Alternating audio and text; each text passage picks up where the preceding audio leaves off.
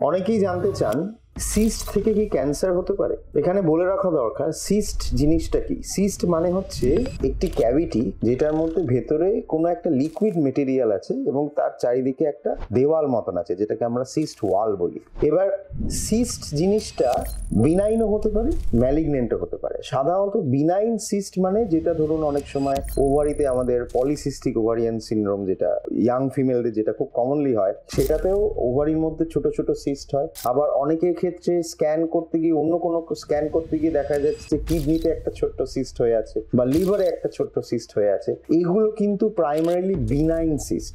এগুলো normal deviation, মানে normal বলবো না, নর্মালের থেকে মাইল্ড ডেভিয়েশন, কিন্তু এগুলো পার্সে কোনো অসুস্থতা নয় বা এগুলো ঠিক ক্যান্সার নয়। অনেক পেশেন্টই আমাকে জিজ্ঞেস করেন, ডাক্তার আমার তো স্ক্যানে একটি লিভারে সিস্ট পাওয়া গেছে, তাহলে কি এটা ক্যান্সার? একদমই নয়।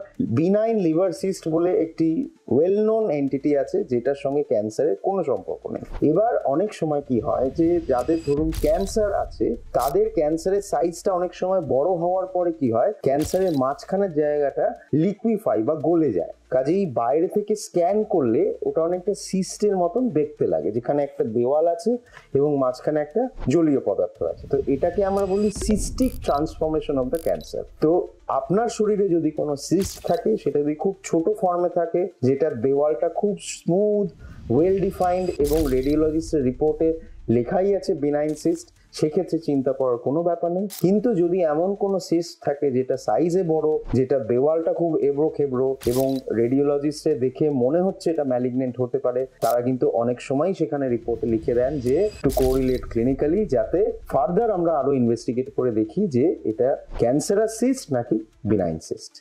আশা করি এই ইনফরমেশনে আপনাদের হেল্প হয়েছে। নমস্কার।